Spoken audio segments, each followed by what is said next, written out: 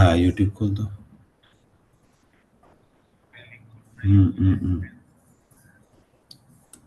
ના એ નથી આવતી લિંક. હા આવી ગઈ, આવી ગયું છે, આવી ગયું છે. હવે જોઈ લે. ના લિંક નહીં બદલાય, સેમ જ લિંક છે, જોવા દે મને. આવી ગયું, આવી ગયું. એક મિનિટ હો. આ તો મને લાઈવ નથી આવતું.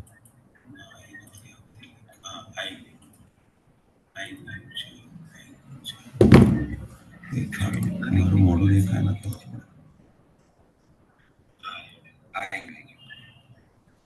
એક મિનિટ દેખાય છે ને? Are you able to C?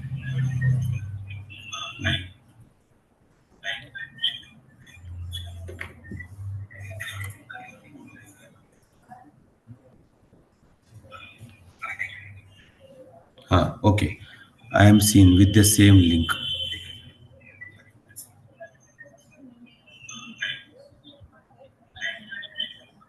બરાબર, ઓકે ચલો થઈ ગયું. ઉફ.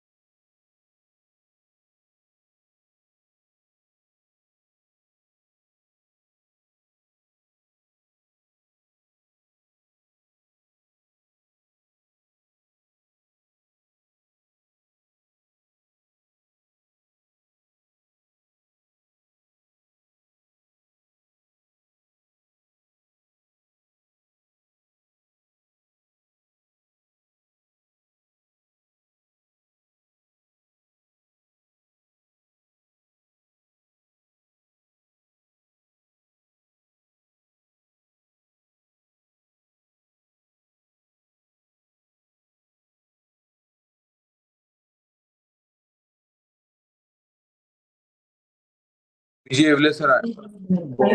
Good evening. So there is some problem with the link. Ketan bhai, you are mute. You are mute.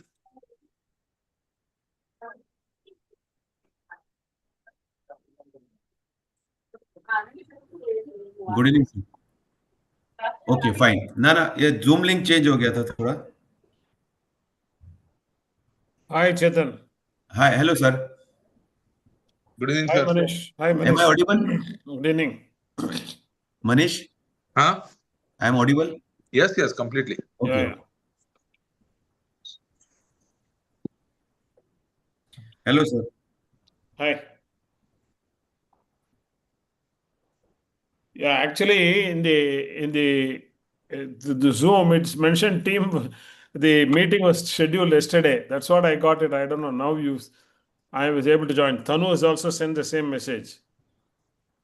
The correct link has not gone to Tanu.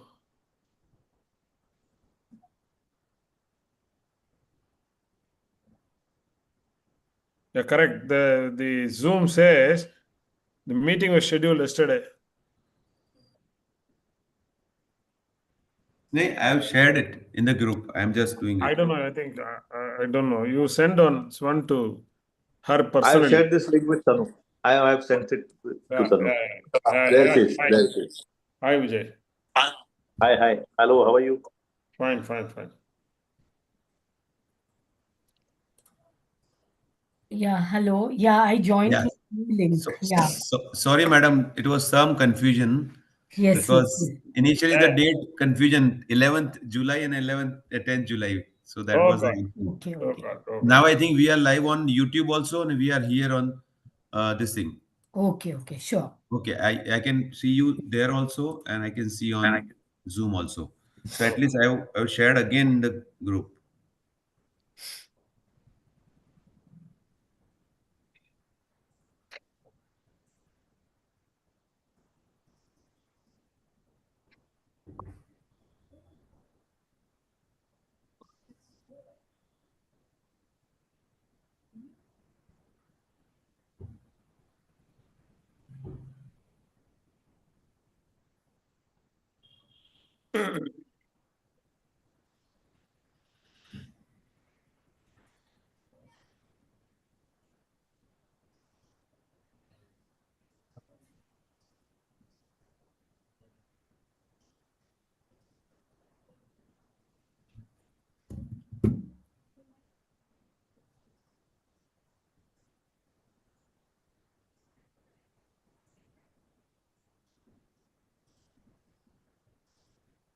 Sanjay आया कि नहीं, doctor Sanjay? I'll call the sir.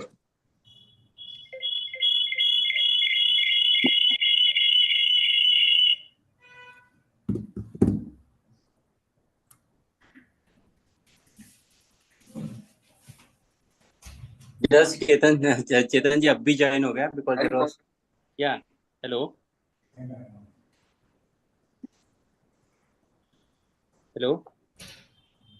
Hello, Chetan ji.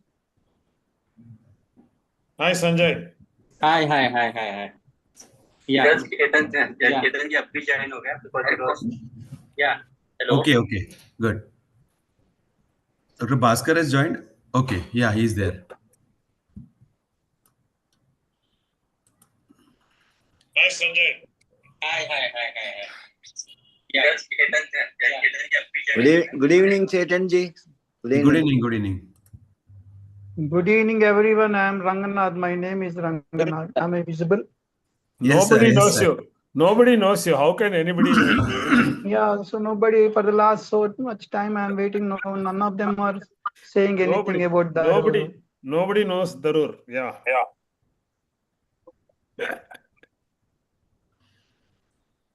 Should we start? I think just a minute. So because there was some link issue, so 2 minutes only, ma'am. Chetan ji, I also joined through the YouTube and ultimately landed up with the original link. Good evening all.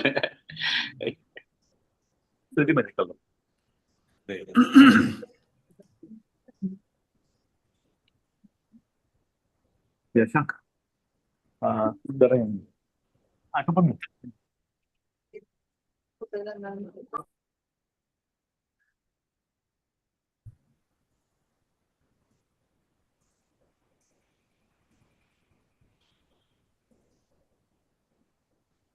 Bhaskar is joined, I think. Bhaskar is there.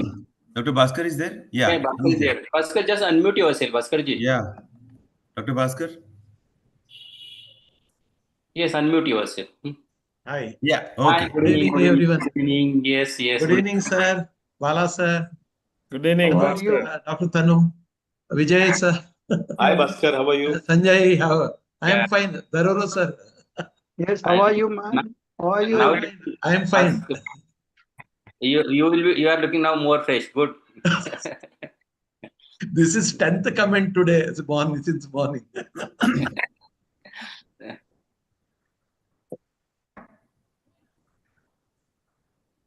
2 days complete rest, no? So, rejuvenation. In the real picture, unless another we ourselves become sick, it is not possible to have such a type of rest. No phone calls, phone switch off, and everybody will accept that. I did pick the call only.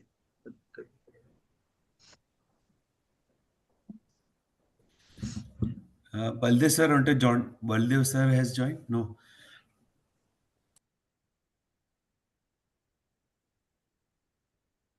Yeah, I think link is Pramod working has properly now. Everybody is joined, right? I think you can start, Chetan. Yeah. Let us start. Okay. Fine. Good evening, friends. Now we are here for yet another interesting case to be presented by Dr. Tanu ma'am. And as this name is ID Clinical Case Series, this is link 2. So this time we have Dr. Tanu Singhal ma'am, who is going to present a interesting case of ID, which is very well worked up. And now the mystery of the case will be decoded by none other than Dr. Bala Subramaniam sir. So last time it was Dr. Vijay Evle sir. Now it is Dr. Bala sir. So welcome Dr. Tanu ma'am and Dr. Bala sir. First, I'll request Chairperson Pediatric Infectious Disease Academy, Dr. Bhaskar Shenoy, to welcome all. Good evening. Today is Guru Purnima. Good evening to all the gurus here and Guru of Gurus, Dr. SBS. Namaste. Sir. And all the gurus within you and within us, we will first salute, then we will start. And of course, it has been the last program was taken up very well and it was well received by all the audience. Both the moderator and the presenter were par excellent. So without wasting much time, I think this is going to be one of the best thing. So let us start the program. Over to Dr. Chetan. You are muted. Muted. I'll request Chairperson-elect Dr. Sanjay Begorpade to speak a 2 sentences and then we can start. Yeah, good evening all, and pranam to all the gurus on this dais, Bala, Vijay, Tanu, Baldev bhai, and all the seniors, Rangnath and all. Really, last time the case 1 was discussed, and it was definitely so thoughtful case that ultimately a lot of discussion and it was a little bit different end. And real fact about this case discussion is the seniors discussing case with the seniors. And we are the learners, and definitely a lot of things we learn from all these senior groups. And this idea, I think Dr. Vijay is very thoughtful idea. And this idea is first time actually happening in the history of ID chapter. So rather than wasting time, I request Dr. Chetan to take over of this further proceedings to start the case discussion. Thank you. Thank you very much. Okay. Thank you so much. So I think this is the only program where we don't have to introduce the presenter and the moderator or speakers or experts. So I acknowledge the presence of Dr. Baldev bhai sir. So maybe next time he'll be guiding us in next link. So I'll request Dr. Tanu ma'am to start the proceedings. Thank you.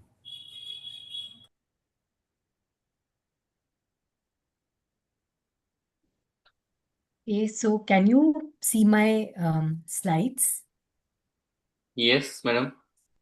So I think as everybody has said that it is Guru Purnima, and on this day I would like to really remember my gurus, like starting with Dr. Sushil Kabra at AIIMS, then Dr. Suhas Prabhu, SP sir, who is here today, I mean, sir, I really marvel at you. You're so good. And I'm really scared presenting these cases to you.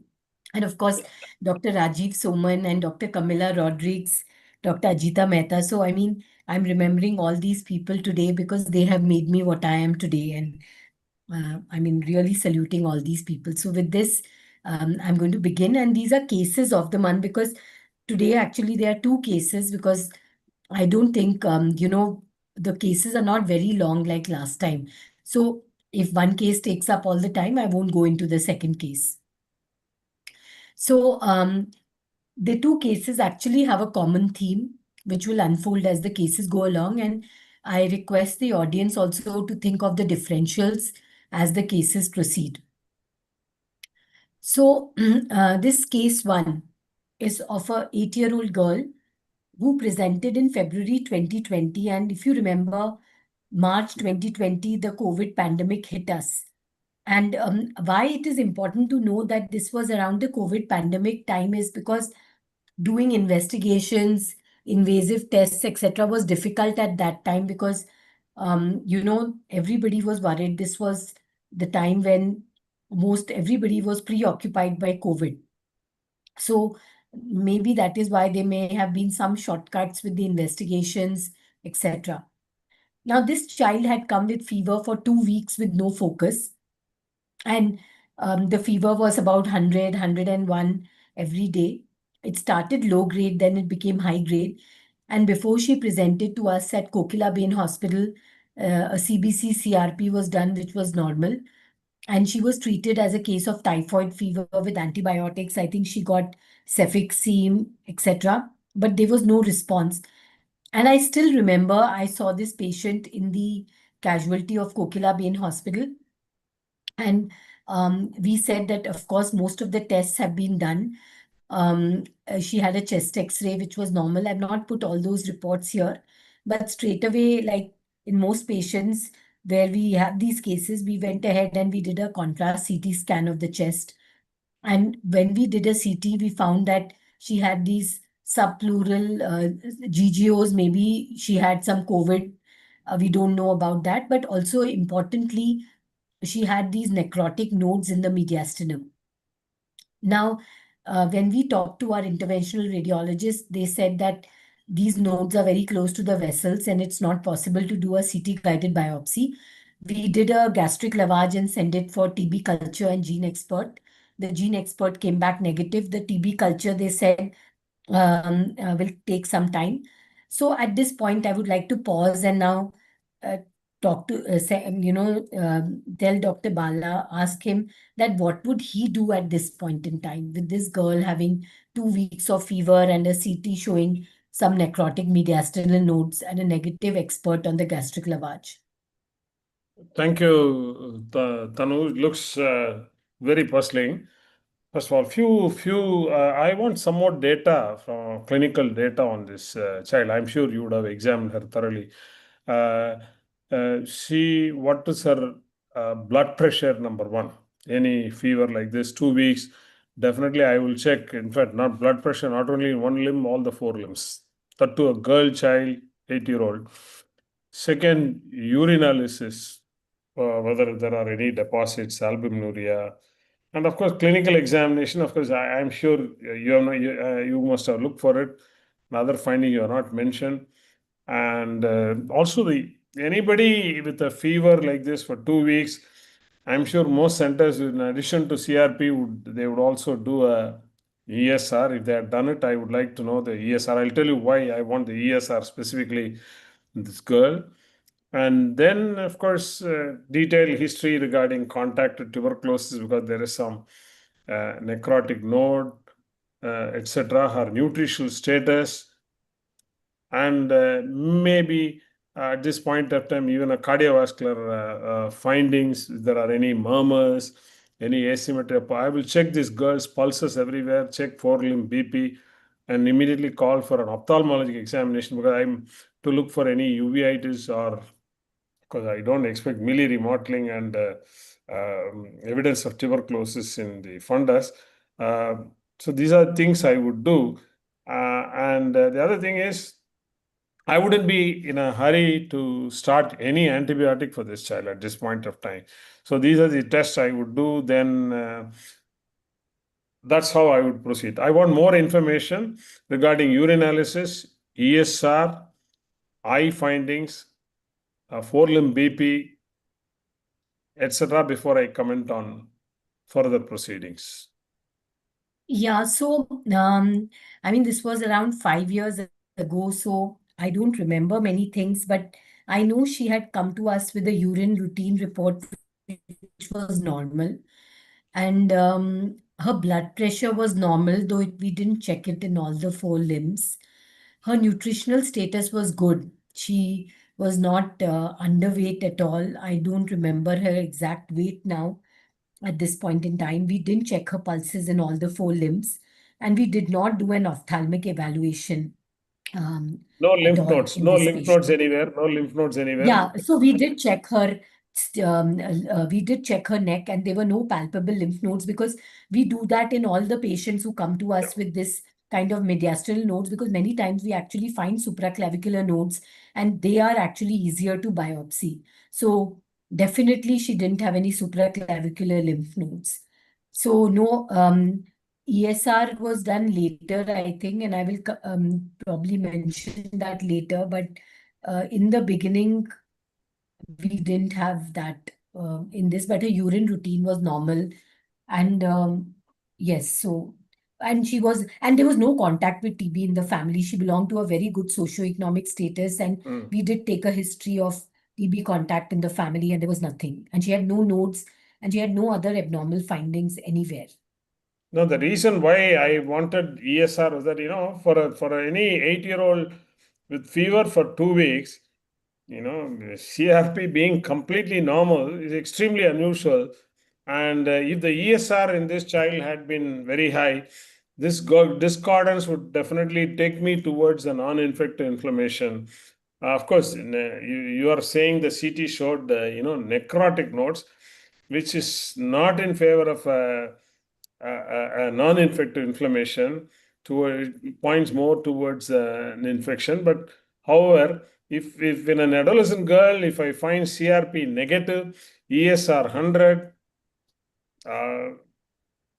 some urinalysis findings, fever going on for 2 weeks, I would jump to a diagnosis of a possible SLE. That's why I asked. Of course, the other diagnosis where you can think of, when you have completely normal CRP in any child with PUO, with or without lymphadenopathy, is Kikuchi disease, and Yes. CRP might also be negative in ileal Crohn's disease involving only the ileum without much of involvement of large bowel. You might end up having absolutely normal or very minimally elevated CRP in the absence of infection. So that's why I was just very unusual. You have 2 weeks fever, CRP negative, something is cooking. It may not be infection. That's my gut feeling. Okay. Tanu, Anyways. Tanu, can I make a point at this stage, at this point?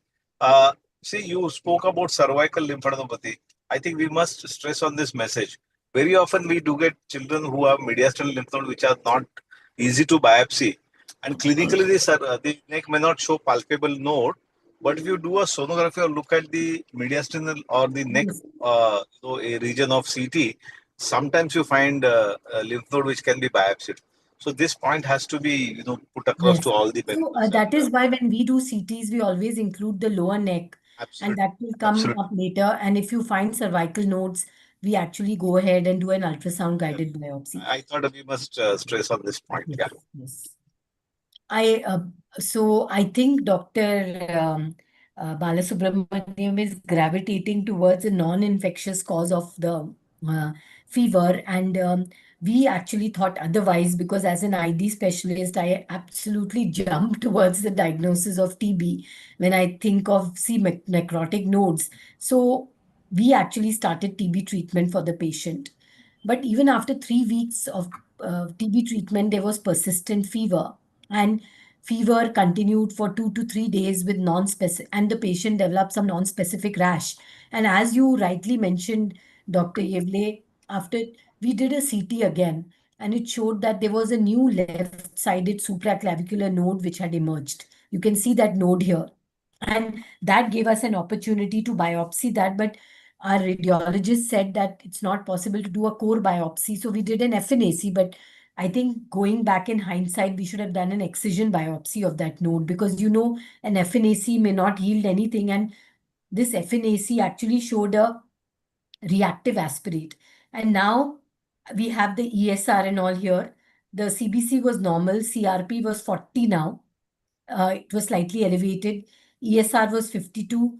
SGOT was 96. SGPT was 53. Now we don't know whether this mild elevation of SGOT, SGPT may have been because the patient was already on anti-TB drugs. That's why. And GGT was 50. Now this elevation of OTPT may be just because the patient was on AKT. Albumin was 3.24. So now at this point in time, we thought that maybe the TB drugs were causing this drug rash, and therefore we stopped the anti-TB drugs. And pending any other diagnosis, we started the patient on naproxen because we didn't know what we are dealing with, and anti-TB drugs had not caused any improvement. Patient had developed a rash, etc., and fever had got better with naproxen. But then, 1 minute, Tanu. At this point, I would have done a few more investigations. One is I would have done a uric acid and an LDH. LDH, of course, very non-specific, but it can go up in Kikuchi with your node and mediastinal node, 8-year-old. LDH would be very useful. Usually, it's elevated in Kikuchi. Then, of course, ANA. Of course, ANA is not very specific. But 10% of population, I believe, can have ANA positivity. But if ANA is positive, LDH is elevated, CRP not greatly elevated, cervical adenopathy, again, it looks like a non-infective inflammation or an unusual infection, not TB. Yeah, so Tanu ma'am, can you just see in the chat box also? You can just look at the chat box also. okay, I'm just trying to see the chat box. So, yeah, so somebody's talking about EBUS to get tissue, TB unless proved otherwise, Kikuchi, right? TB exposure, TST or IGRA is not helpful at all because a negative IGRA doesn't rule out TB, a positive IGRA doesn't confirm TB. Kikuchi, SLE, EBV. EBV is unlikely because EBV will not cause, your counts will be high, there will be lymphocytosis. People are talking about non-infectious etiology, and somebody is talking about excision lymph node biopsy, which I also said that we should have done a excision biopsy of the neck node. Maybe in 2025, everybody would have asked for a PET CT. Am I right, Tanu? Yes. We are going there. We are going there for a PET CT. So, so you are all gravitating towards the next infectious now. But then when we started naproxen, the fever initially responded, but then came back on naproxen. And now you're seeing that there is a rise in WBC counts. Platelets are going up. ESR and CRP is going up. Globulins are going up. And ANA was negative. Okay, ANA came back negative, and now you know that with this counts and platelets going up, ESR and CRP going up, it's unlikely to be lupus, because in lupus you don't have high counts, high platelets. So we may be dealing with some kind of collagen vascular disorder, but unlikely to be lupus now. And now there are 2 months of fever. CT chest is showing necrotic nodes, no response to 3 weeks of empiric AKT. So now with this progression of illness, what are your differentials now with this kind of disease? What would you think of now? You mentioned that you are thinking of a connective tissue disease, but which connective tissue disease are you thinking of now? Of course, ANA being negative, Kikuchi unlikely, SLE unlikely, but all connective tissue disorders are not excluded, including your sarcoid. Okay, sarcoid is one possibility, though. I don't know how common is. You can get necrotic lymph nodes even in sarcoid. That's one possibility. The other connective tissue disease, not really a connective tissue disease, the autoimmune lymphoproliferative syndrome. Of course, as you rightly said, the EBV, some lymphocytosis, EBV viremia present, that becomes a possibility.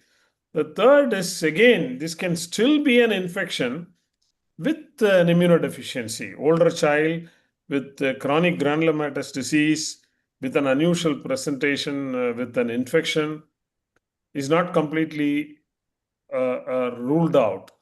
And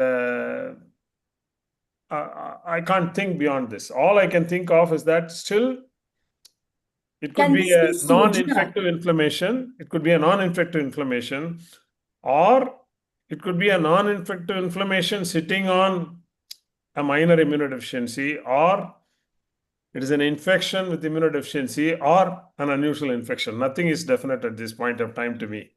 Can it be a SOGIA? Can it be systemic onset JIA? Because you're seeing high WBC, high platelets, high ESR, high CRP, you're seeing nodes. Necrotic lymph nodes, I'm afraid, I don't know, SOGA, at least and to my knowledge, I have not seen any case.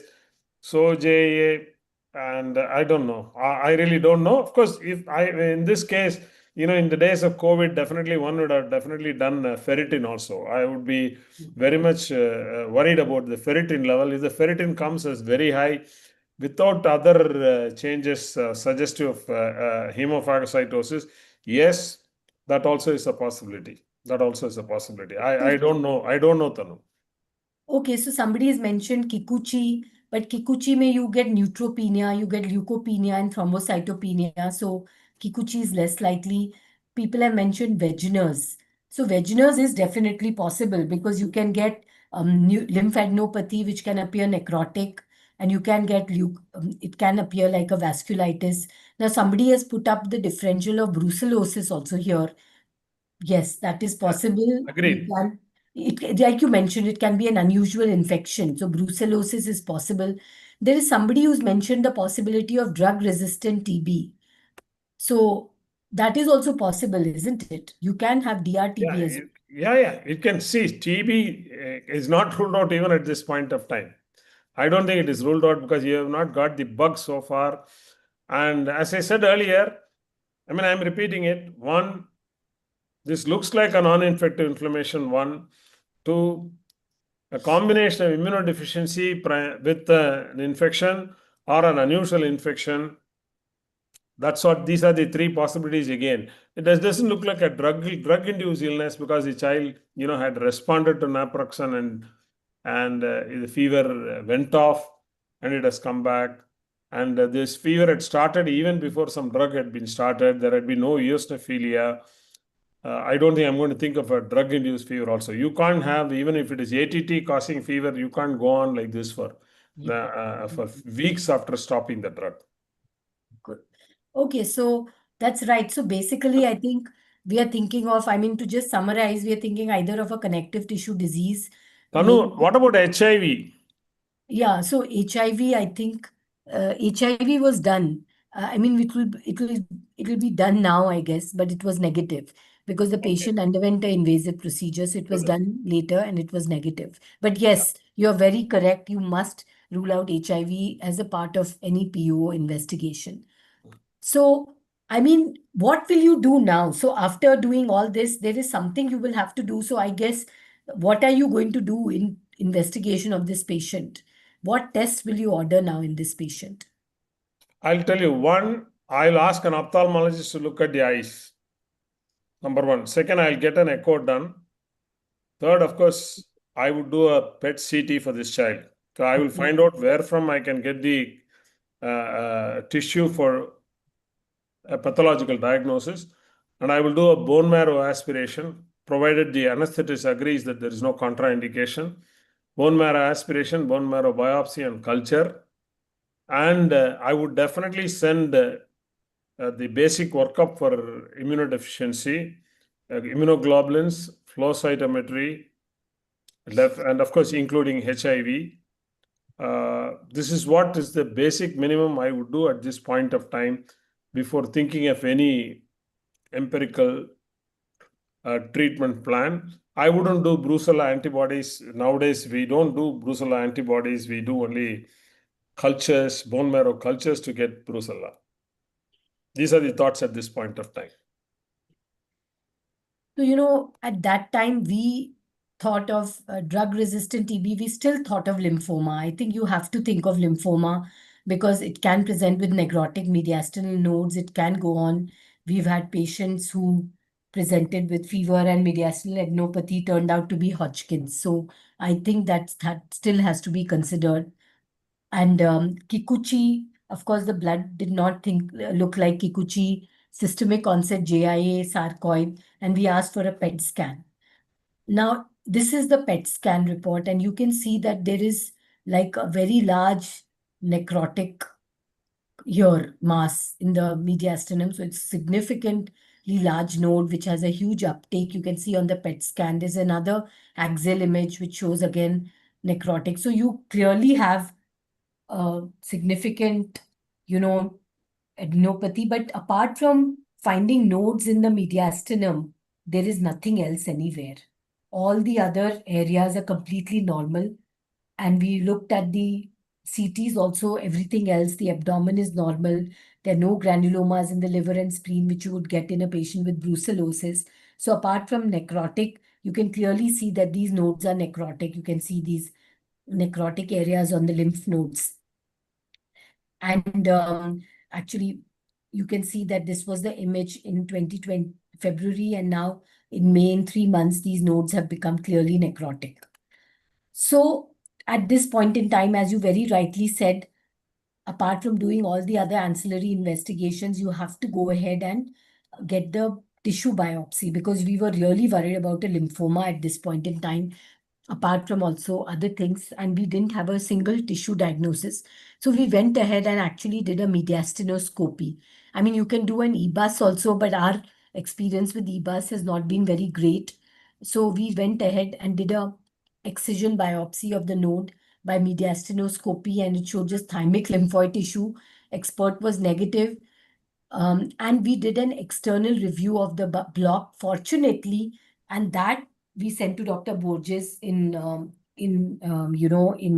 Mumbai, and she reported that they were non-caseating granulomas which were present on that tissue.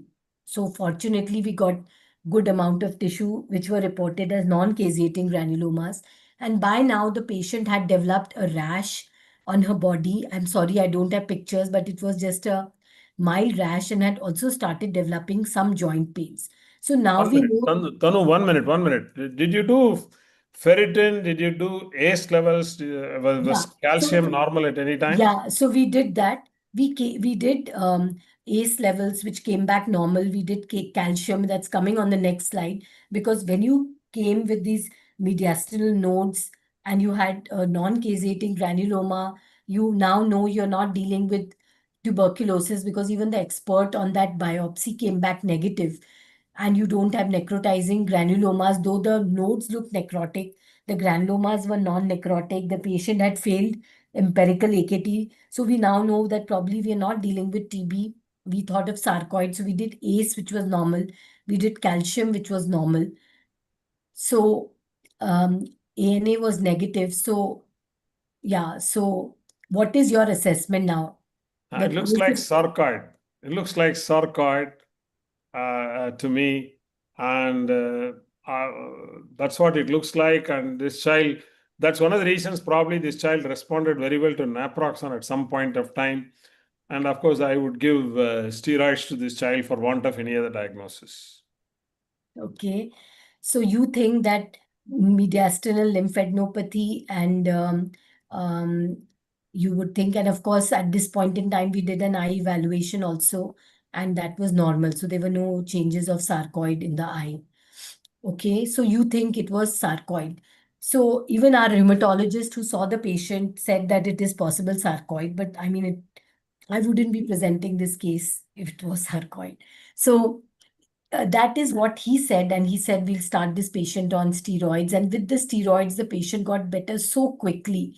And he also even, in fact, recommended the patient to be started on methotrexate.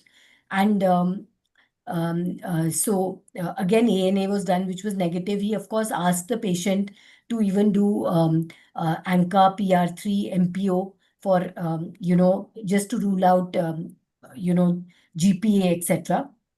Because sometimes you can have even ANCA vaginals coming in with granulomas. Of course, there was no vasculitis on the biopsy. But you know what, Dr. Bala, you made the diagnosis. I'll come to that. Now, this patient was not happy with the diagnosis of sarcoid, so the patient went to seek another opinion. Okay, so they went to take a opinion from another rheumatologist, and they found that this patient had actually something which we also didn't get into the diagnosis, that this patient had recurrent illnesses since the age of 3 years. The patient had ear infection, they had one episode of tonsillitis, the child had fever with exudative tonsillitis, the patient had urticaria, patient had one more history of pharyngitis, and then almost 3 months before this episode of fever, the patient again had a history of prolonged fever for 15 to 20 days. So they felt that maybe this patient could also be having an immunodeficiency disorder. And I think, Bala sir, you mentioned that earlier also, you mentioned that you felt that this could either be a collagen vascular disease, this could be an infection, or this could even be a minor immunodeficiency disorder. Yeah. So they did do an immunodeficiency workup. And if you look at this, they found that the patient had, a normal LSSA. They did a NBT-DHR, which was negative. They did an MSMD, which was negative. But they also sent a whole exome sequencing. Now, in the whole exome sequencing, they found that the patient had a double heterozygous state for the TTC7A gene, which may be associated with CVID phenotype and IBD. So, do these reports make you revise your diagnosis, or do you think that this is just a variant of uncertain significance or prompt you to do something further? I mean, are you happy with the diagnosis of sarcoid in this patient? No, not at all. Not at all. See, I think gone are the days. See, Tanu, I'll tell you, I have burnt my fingers quite often. Gone are the days when we used to be happy with the diagnosis of pneumococcal pneumonia. We used to be happy with the diagnosis of Pseudomonas pneumonia and be done with it. On a similar note, we have now stopped being happy with the diagnosis of any autoimmune disease, and we don't stop at that point. I think any infection, we always have to have a high suspicion for primary immunodeficiency. Any atopy, unusual presentation, any autoimmune disorder, unusual presentation, with or without infection, we have to, in fact, even ITP, I think nowadays we have to start thinking of immunodeficiency. In fact, today I had a child with ITP. During my rounds, I was telling the PGs, 10 years from now, I think the term idiopathic thrombocytopenic purpura is already gone. It should go. You'll always have a reason for the thrombocytopenia, and it could be minor immunodeficiency. Starting from, atopic dermatitis, where we diagnose hyper IgE syndrome, we diagnose Wiskott Algee syndrome, like that. Many of these so-called presentations of what is looking like an autoimmune disease, we should start thinking beyond autoimmune disease and definitely start looking for primary immunodeficiency or even secondary immunodeficiency, both. And I don't know, but I don't know how to interpret this significance and uncertain significance. I would send it to more intelligent persons for final opinion. Okay, so this patient, had this report, and by that time, actually, POs evolve. So we know now that this patient has some autoimmune disease because the patient has responded to steroids. But we don't know exactly which autoimmune disease this patient has, because this patient is not fitting in classically into sarcoid also. By this time, the patient had right iliac fossa pain, fecal calculation. CT enterography shows normal and small and large intestine, but presence of some calcified mediastinal nodes. Upper GI endoscopy, sorry, no, sorry. And colonoscopy is carried out. Gross appearance is normal. Duodenal biopsy shows focal blunting of the villi and mild crypt hyperplasia. But the biopsy from the colon shows that there are multiple areas of cryptitis, moderate to dense lymphoplasmacytic infiltrate with eosinophils and neutrophils, but no granulomas. So what is your interpretation of this? That the patient has normal colonoscopy findings, but presence of inflammation in the colon, and has on whole exome sequencing a double heterozygous state of a gene which is linked to IBD, and has non-caseating granulomas on mediastinal. You made the diagnosis, Dr. Bala, on the first slide. Yeah, I know. I see there is inflammation, non-infective inflammation everywhere. Autoimmune disease, either it is some unusual form of Crohn's disease, or still it could be SLE. Yes, so actually, I mean, it is difficult to bracket her into some kind of inflammation, but then this patient was actually treated as a case of IBD with sulfasalazine and azathioprine. I mean, fever resolved, treatment was continued for 2 years, and treatment was stopped. So this patient was finally diagnosed as a case of Crohn's disease, and you mentioned in the first slide, I must hand it out to you. When we presented this case of a mediastinal node, you mentioned 3 differentials, and the third differential you said was ileal Crohn's. You remember? And you know, we think of unusual causes of mediastinal adenopathy as TB, lymphoma, Kikuchi, sarcoid, brucellosis. But remember, Crohn's can also present with extraintestinal manifestations. And we know that in Crohn's, you get nodes which have granulomas. So sometimes those nodes can also be there in the mediastinum.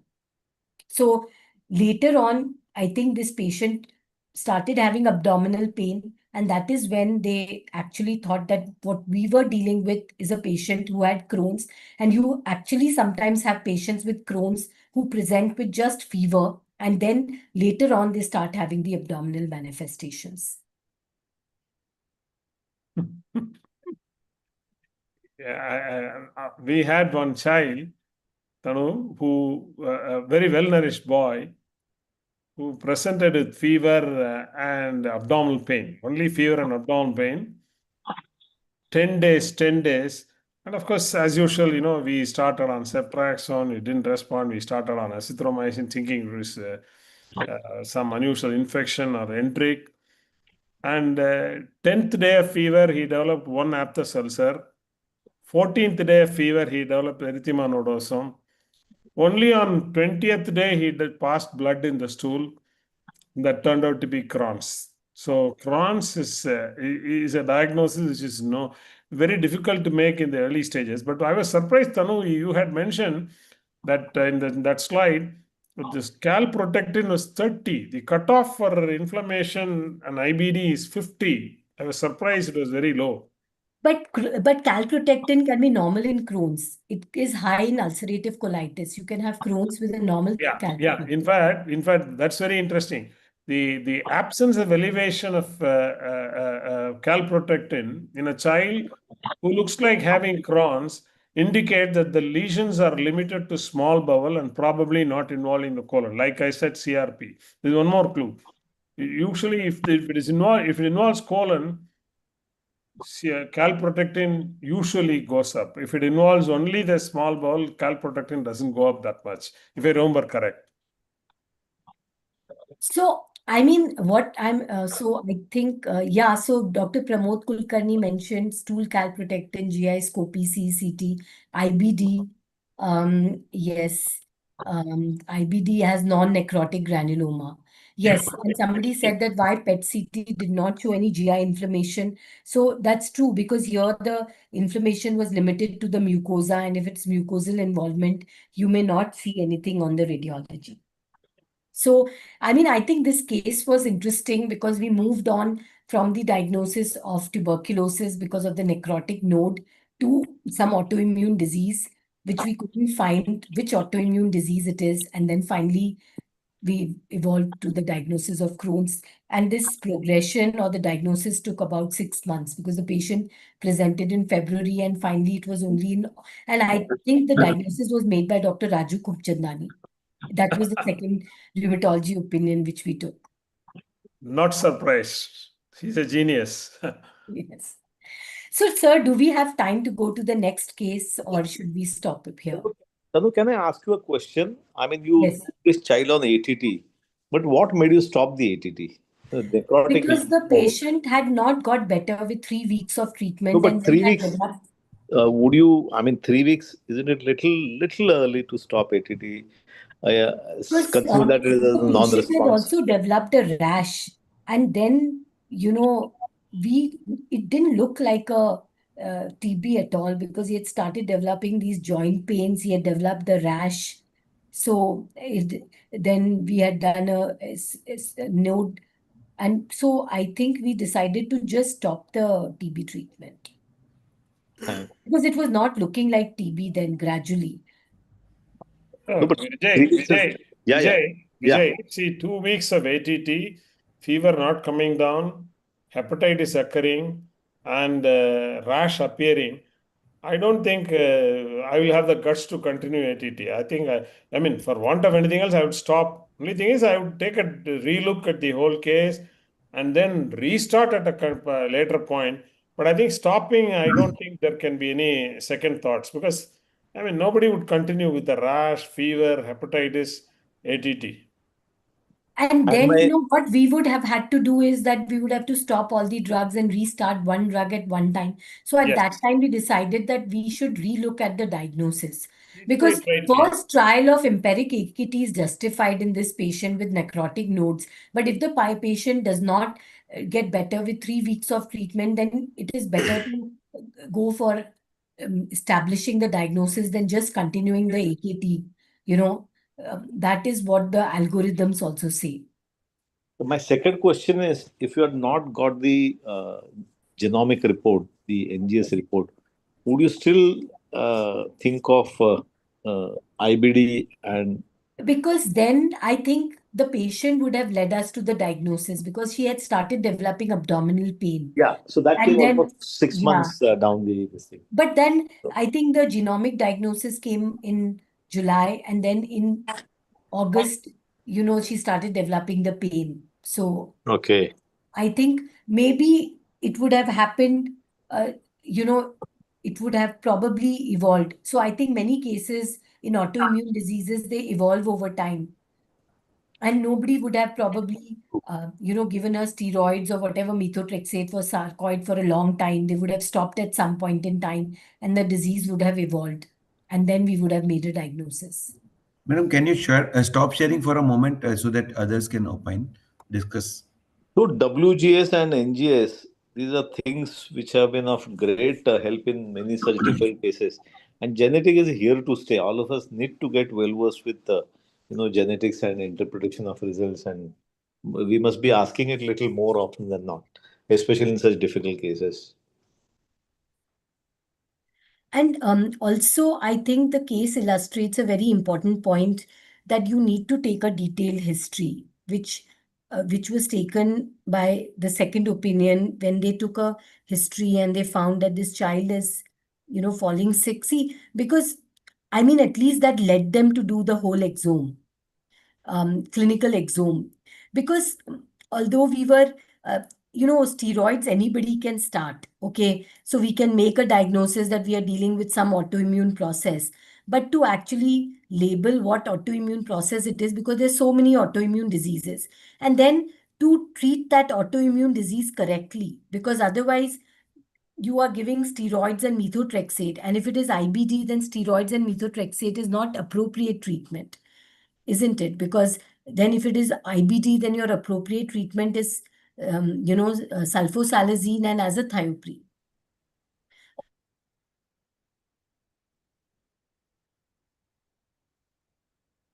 Whatever. Ma'am has a net connection issue, I think. Yeah, net connection. Yeah. Till that time, Bala sir continues regarding the. Yeah. Two things. See, actually, in a lighter vein, we are moving away from infection to autoimmunity and malignancy slowly, and lifestyle diseases. I think we are seeing less and less of infections these days. This case is a typical example. This case, 20 years back, nobody would have done any genetic test, would have given ATT with steroids, and the child might have even improved. With steroids, with ATT, this child might have improved also.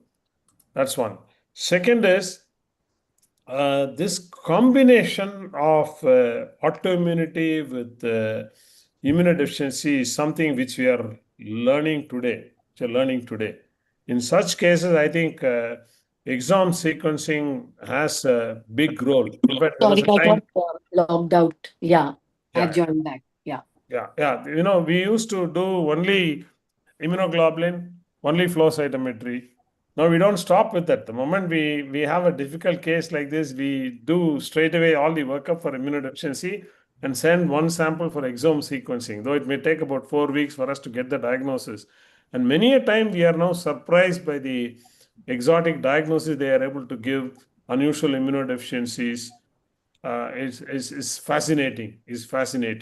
I think pediatricians have to learn this and make an early diagnosis, and many of these diseases will have future treatment with many monoclonal antibodies and new molecules.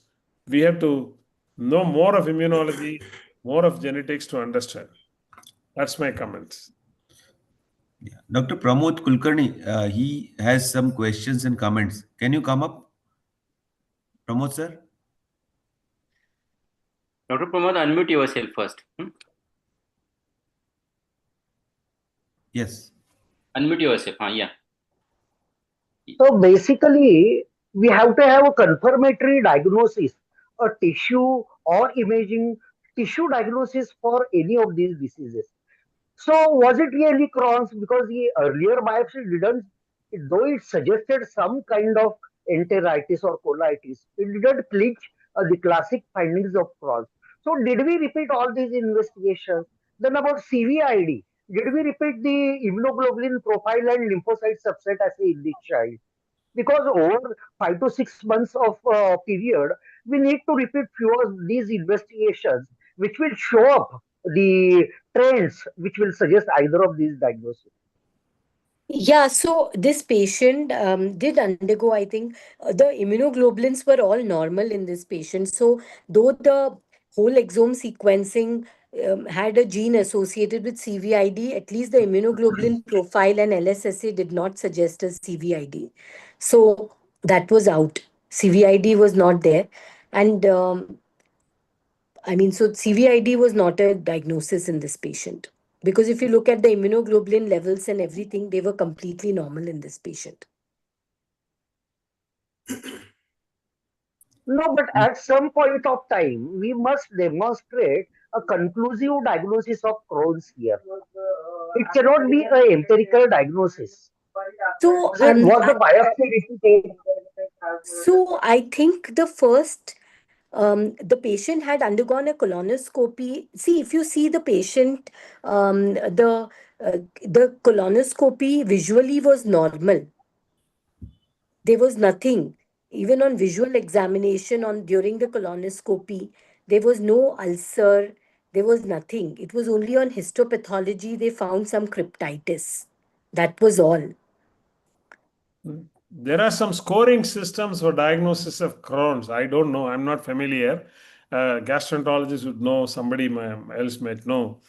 If the biopsy histopathology report is suggestive of Crohn's. So it was very early. So as I said, that in this patient, the patient had very early features. And if you're going to start the patient on immunomodulatory therapy with sulfasalazine and azathioprine, you are going to expect these changes to go away. So just to again do a colonoscopy and biopsy, you are not going to find those changes again. Isn't it? So therefore, I don't think the a repeat colonic biopsy was done, because anyway the changes initially were also very subtle. So only worry, Tanu, is cryptitis is quite a non-specific, Yes, pathology yes, finding for yes, IBD. So yes. if imagine if this child having some other autoimmune or connective tissue disease, and in which, I mean, Yes, so something which the is not only thing labeled is can also give us to yes, so cryptitis. the only thing is that this patient did not fit into any other autoimmune disease.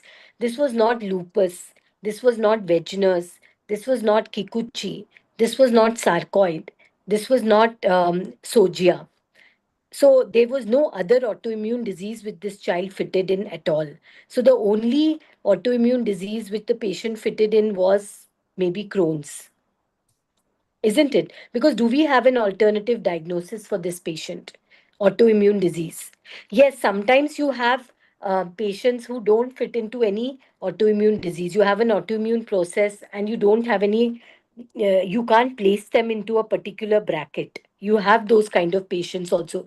Like you have, but in this patient, probably the only thing with this patient fitted into was this, because you had whole exome sequencing which showed a double heterozygous state of a gene which is linked to IBD. You had abdominal pain.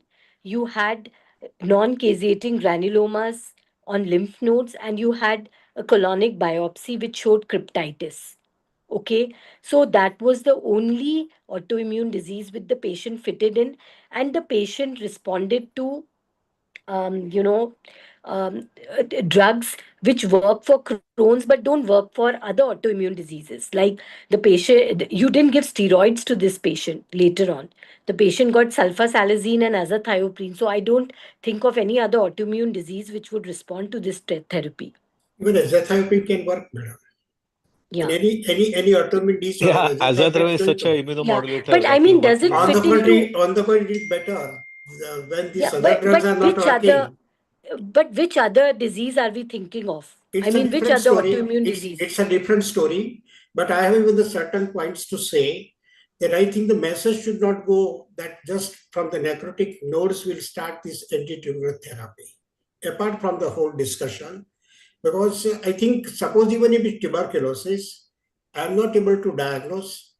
And several times we get this necrotic node somewhere in the abdomen or even the thorax or even the cervical lymphadenopathy. And if you don't have the answer for even the specific for the tuberculosis, I think we can wait. But only from the necrotic findings, I think message should not go that we should start the AKT. Second, I will say for the response, to see the response, 3 weeks is too early. I think hardly we are expecting that the patient will, even the Pakka diagnosed case of tuberculosis, that responding within the 3 weeks, hardly probably we come across, okay, occasionally even within a short time also they may, but probably it's not the common answer. And then the third, I think, I think necrotic lymph nodes was misguiding to all of us. But once I think we had this idea or findings, that non-caseating, non-necrotic lymph nodes, I think we have the very specific group. And in that group, I agree that even the sarcoidosis or even this inflammatory bowel disease, even some fungal infections, so many, even for non-caseating also. But as you said, if you go for the story and whatever the points we had and others excluded, if we come to the conclusion, I think Crohn's disease may not be wrong. And as you say, now we have the supposed follow-up, also long-term follow-up. It's okay that we can, and sometimes it happens so that we may not have the very clear, conclusive diagnostic point, but fairly good supporting. And even retrospectively, if we come back that the patient responded to very specific treatment and on follow-up even remains well, okay, we can consider. But although I'm sure that very difficult to say that it was only inflammatory bowel disease or Crohn's disease. Thank you very much. Once I had referred a patient to Dr. Anita Borges with biopsy sample, and she asked me, what is sarcoidosis? She said, sarcoidosis is overdiagnosed in our country. We don't see sarcoid in our country. No, I think mean, it's not may not be right, Vijay. I think plenty of the reports are there. I'm just telling. No. I mean, that is what I'm trying to tell you, that there are so many things which Yeah, probably we are mislabeling as sarcoid. maybe. With the availability of genetic testing, maybe, I mean, I'm sure this diagnosis by exclusion or non-specific diagnosis will go down. Because I remember she said, "What is sarcoidosis? There's no sarcoid in India." These were her comments. She says we are overdiagnosing sarcoidosis. That is one. Secondly, Dr. Prajapati, I don't know. I mean, if I have a child who has such a definite necrotic lymph node coming with PUO, Sir, and no, if I'm unable, let me complete. Let me sir, complete. no, And let me no complete now. definite necrotic, no Let definite let necrotic. let me complete. So Yeah. a necrotic node in the case of PUO, and where I'm unable to biopsy and have almost reasonably ruled out other common condition, I would definitely start ATT. I mean, what would I wait for? I mean, I would withdraw it later, but in case of non-response, I mean, how many of you would not start ATT Yeah. in a child with So, PUO with necrotic yeah. node? So I agree with that point that many times we are faced with a situation of a child who comes with fever and necrotic nodes in the chest, and you can't biopsy them. You would start AKT, but these patients, if they are not better in 2-3 weeks, you would not continue TB treatment for 8 weeks, and That's then you fine. would That's make, fine. yeah, you would make attempts to biopsy them, and that is exactly what was done in this Yeah, patient. yeah. Yeah, because sometimes you have to, and because this was an unusual patient where it didn't turn out to be TB, but 9 times out of 10, these patients will turn out to be tuberculosis. Madam, I think my point is here the necrotic itself required the confirmation. Later on, we know that it was not necrotic. So probably No. something is wrong with the interpretation. Do you agree that the initial necrotic lymph node got converted into non-necrotic? So something was wrong with the interpretation. No, but you can see the CT image on the console. They look necrotic. The nodes look necrotic, but they were non-caseating granulomas. Then how it got converted into non-necrotic? No, but they were necrotic looking nodes, but the histopathology showed non-caseating granulomas. You can have necrotic nodes on, that is a gross appearance on the CT scan, but the histopathology showed non-caseating granulomas. So there is a different thing. You have necrotizing lymphadenopathy, but on histopathology, you have non-caseating granulomas. Because one is a macroscopic appearance and you have a histopathology which is different. We should not confuse the two things. They are different things. They are this is microscopic and that is a macroscopic appearance on the CT scan. I think regarding granuloma, just humbly I'm submitting. I have written the article recent. I will submit even for all the information. Necrosis and this caseation will go together. The non-caseating granuloma, what we say that here no caseation, no necrosis. And in that group comes, I will say, sarcoidosis, inflammatory bowel disease, some other conditions. But Dr. I'm saying Prajapati, that you this are was the confusing the CT two. scan which showed necrotic nodes. But you may not have granulomas which are showing necrosis on histopathology. Okay. Dr. Baldev, Yeah. in Kikuchi, you can have necrotic lymph nodes, right? But you won't get caseating granulomas. You won't get caseating granulomas. That's why histopathology. But the ultrasound wise, I don't think Kikuchi and tuberculous lymphadenitis can be completely differentiated with ultrasound or CT. On a similar note, the so-called necrotic lymph node seen in the CT is a visual finding. It is not a pathological finding. So there are limitations. There are limitations for such radiological reports. I mean, just because somebody says there is necrosis, it is not 100% tuberculosis. Just because somebody says there is no necrosis, it doesn't rule out tuberculosis. Yeah, in medicine, it is true. All of us know that in medicine it is there. No, but both Dr. Prajapati and Dr. Bala, I think we are mixing the two issues. Imaging finding of necrotic lymph node does not necessarily mean that that node has to have caseating granuloma. Correct. These are two different issues. Yes. Necrosis on imaging and non-caseating granuloma on histopathology. There are two different entities altogether. Correct. I think Dr. Vijay, that's why the point was there, that only from the necrosis, we may not start the AKT, we may go for the tissue biopsy, which will confirm your, I will say, possibility. So I said in case you are unable to get a tissue. Yeah. Yeah, okay. Vijay, I would definitely agree. If you have a child with 3 weeks fever, with a CT finding of a nephrotic medius lymph node, if you can't biopsy, if you can't prove tuberculosis, I don't think anybody will hold anti-tuberculosis. Clinically Absolutely. diagnosed tuberculosis, definitely Correct. you will start. Correct. I would say it is irrational not to start. Yeah. Yes. Absolutely. And yes, but if your patient doesn't get better in 3 to 4 weeks' time, you would then definitely make all attempts Correct. to biopsy this patient. Correct. In And other that was words, exactly the flow in this patient which I presented. That you correct. started AKT, but then when the patient didn't get better, you didn't continue the anti-TB treatment, but you made all efforts to get a biopsy diagnosis. Correct. In a lighter vein, like for a car, you should not have either a starting trouble or a stopping trouble. Both should not be there. Yeah, but most of the times, they start it, then they continue. Here, I think Tanu never do it. It's a different story. But in the practice, we see like that. On the contrary, even one point stage was there that thinking for the MDR TB. We don't know if it is TB or not, then there is no question of MDR TB. First, we have to confirm that it is TB. Tanu, my final question, did you involve any gastroenterologist who is well versed with IBD? So that time the patient had moved out of our hospital because the Okay. patient had gone to Dr. Khubchandani. So he only had involved a gastroenterologist. Yeah. Okay. So I think excellent discussion. And this patient had then gone to AIIMS New Delhi for treatment.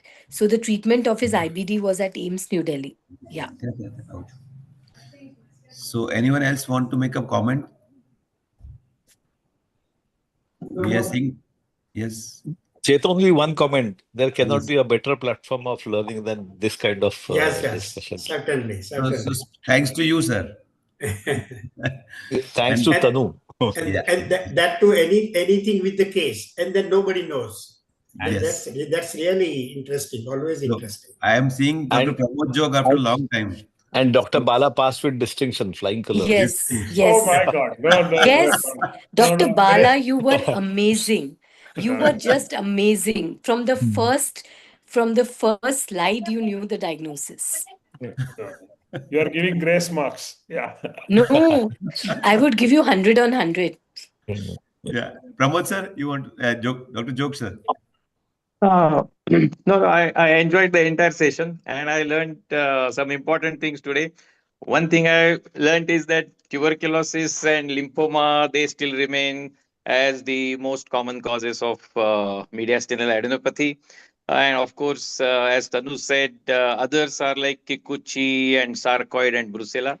And Crohn's can present with extraintestinal manifestations. And as she said, second opinion and clinical exome sequencing can help in the difficult cases. And as Bala said, we have to move away now from infectious disease to autoimmune or autoimmune plus immunodeficiencies. And exome sequencing has a role. And it is high time that on this Guru Purnima we start learning more about immunology and genetics. And I congratulate Dr. Bala for cracking the diagnosis. And it's very, very, great to see gurus, presenting as students, so that's something great. And we also must remember what Tanu said, that we need to take detailed history. And, all the gurus have told us to study hard. So let us start studying hard so that we can come to these diagnoses. Thank you. Nothing more from my side. Thank you. Thank you, sir. And next time, I think, Baldev sir, will you be able to be there? Yes, in front of Tanu Web's bouncers? Will you be able to take the exam? I have to appear for the exam. Please appear. Because I know. Ma'am, get the case of Prajapati sir's level. Dr. Darur sir, you wanted to make a comment? Yeah, because the history was not given completely because the child had some suffering prior to this episode. Taking the past history, it's a recurrent problem. So whenever you find a recurrent of problems, you always think about immunodeficiencies. That is the fundamental rule, which we did not start with except Bala. Then it went on, and lastly, a gastroenterologist did find something in the abdomen, intestines, and final diagnosis is collaborated with the genome diagnosis. Thank you. Thank you so much. Thank you so much. I think it was really an amazing discussion and great learning. And before that, we wind up, first, I will request Dr. Sanjay Ghorpade to comment upon. So before concluding, it was a fantastic second googly case, well dissected by Dr. Bala sir. A big round of applause for both of them, Dr. Tanu and Bala sir. And we are hoping for the next waiting exam of Dr. Baldev sir. Let us see what it will happen. Thank you. Thank you very much. Thank you. And so at the time of conclusion, I'll request Treasurer Dr. Yashwant Rao to do the job of Thanksgiving. Yeah, it was amazing on the Guru Purnima day that all gurus really involved have become students. Amazing that Tanu madam brought up second series of second Thursday of our ID case of the series. We had learned a lot of things as Jog sir was telling, and we should start learning again and again. Thank you one and all for sparing on this wonderful day. Thank you. Thank you so much, Tanu ma'am, and thank you so much, Bala sir, as well as all the gurus on the screen and off the screen, because there are many who are watching on YouTube and they have given good comments. So the same episodes and all previous episodes will be seen on YouTube. So you just subscribe to ID Chapters YouTube channel and you can get to revisit it again, and you can watch it later also. Thank you so much. Good night, and we will be looking forward to next session that will be in the next month, second Thursday. But before that, last Thursday of this month, we'll be having Super 11 also. Thank you so much. Good night. Good night. Good night. Good night.